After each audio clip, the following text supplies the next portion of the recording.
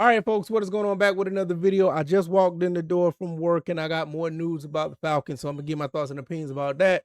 Some more familiar faces coming through. Matt Ryan, president of football for the Falcons, bringing guys back that he likes. So not only that Ian Cunningham has a relationship with Zacchaeus, Matt Ryan obviously does as well, and with Austin Hooper. And we also bring another receiver. Jahan Dotson is actually a really good pickup, and he may have a bigger role than what we think. So with that being said, I'm gonna give my thoughts and opinions on that. But first, one more thing. We all know that Tyler Algier has been signed by the Arizona Cardinals. He leaves the Falcons. Unfortunately, we're looking at a situation where he was just too expensive. And more power to him. Kudos to him. He's well deserved. And hopefully he has the best career wherever he lands. Maybe he'll come back here one day. I doubt it, but hey, I love him. I wish he was still here. Also, I heard that David Onyemata might be going on somewhere as well, but we'll talk about that at a different time. With that being said, let's go and get into this. Austin Hooper, Alameda Zacchaeus, their guys are coming back to the fold for the Atlanta Falcons.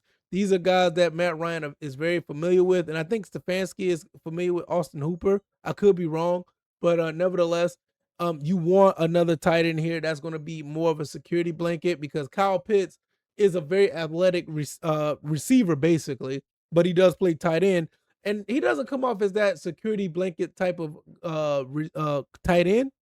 Austin Hooper definitely does. So that's good to have him back. And you know how Zacchaeus is and how I feel about him. I talked about that in the last video. Now, Jahan Dotson. Now, this right here, I think this is a bigger pickup than we expect. This guy has been like a number 3 or number 4 for a while, especially when he was in with the Eagles, because you had AJ Brown, you had Devontae Smith. He was like that guy that was just there, and he's hasn't been getting a chance to actually elevate his game or be a guy that gets more touches.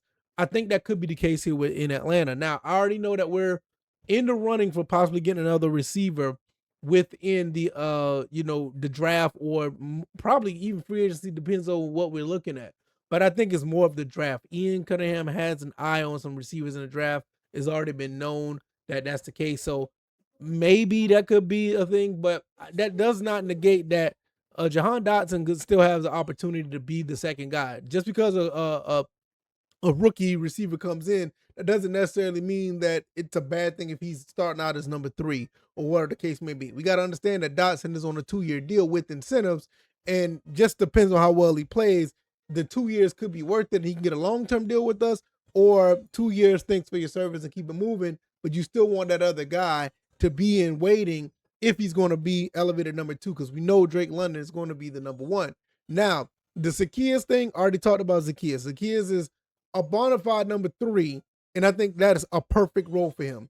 I don't see him as a number 2. He's a guy that can play in the slot. I want him in the slot and basically, make some, just make some space for himself in the middle of the field. I think he can do that. Also, he could be a slot guy that can, go over the top.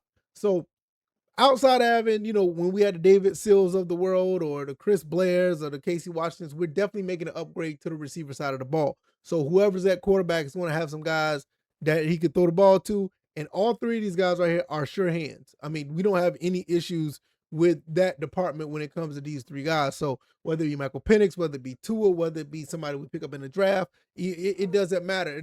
Whoever it is, that person is going to have some guys to throw to on top of the Drake Londons and the Kyle Pitts of the world. So we're in good hands on that end. I think that looking at what we're doing with this side of the ball, it just goes to show you that these guys are committed to have a more explosive offense. I do see us trying to find a way to get another running back in here to complement Bijan Robinson, and we're possibly going to get a number 2 receiver as well. So, I mean, even like I said, the last few years, honestly, even with the David Sills, which, everybody look at him side eye, there really was no excuses to have, this big of a disruption in the receiver department. I mean, Darnell Mooney was hurt. I get it. But still, I thought David Sills could have been somewhat complimentable enough. He did have some moments he looked all right. But nah, when you got a chance to get guys like this is where you want to go. So Jahan Dotson, like I said, this kid could be more laced or intertwined in to be bigger than what we're expecting. I mean, you got you can make a case. You got wide receiver 2 and 3 right here, but it's still, a little bit skeptical on Dotson. Is he a number 2? I don't think he is, but I think he hasn't had the opportunity to be that guy anyway. You got to understand, this guy was a first round pick. So he has some talent there, but I just don't see it. But the way it's set up, it looked like that's the guy that may be, the he may be a guy that could be in that position to be number 2 if given the opportunity. But all in all, what I think is going to happen is the kid is going to be a situation guy. Dotson's probably going to be the number 3 with the potential to be a number 2. And I don't think that the receiver that we bring in, unless if it's like a bona fide first round talent that we find in that spot that has all the measures, that receiver right there is going to be vying for that number 2 spot with Dotson. That's just the gut feeling right now. So much can change right now. Trades could happen, whatever the case may be. I mean, to be quite honest, depending on what receivers out there, I would not be against trading for a receiver that's available with one of our picks, because we're going to draft one anyway, right? So I mean, it is what it is, but it just depends on what circumstances there. But gut feeling, I think we're going to draft one, and we're just going to continue to make everything shake from there. As far as all the other picks, I just don't know what we're going to do with that. But I do like what I see here. I like what I see here, and I also like the fact that we did get some picks for Tyler Algier, which that's right up Ian Cunningham's alley, right up his alley. You want those. It doesn't matter if it's the first pick or or 7th round pick. You want as many picks as possible, because any of these guys could break out to be a superstar at some point. And you look at Olamide Zaccheaus, he wasn't even drafted. He wasn't even drafted. You know what I mean? I mean, he was an undrafted free agent, and look, he made a career for himself. So don't think that if you got 3 or 4 or 6 round picks, or you got, a whole bunch of picks beyond the 4th round, those aren't garbage picks. They're not throwaway picks. Tyler Algier was a 5th round pick, and look at him. So it's a situation where we're in a good space. I like where we're going with this.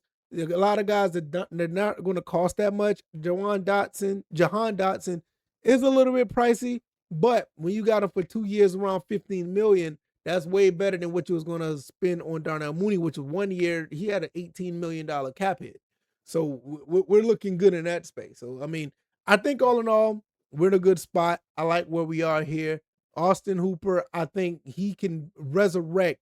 I ain't going to even say resurrect, because he was still productive. I think he was with the Patriots recently.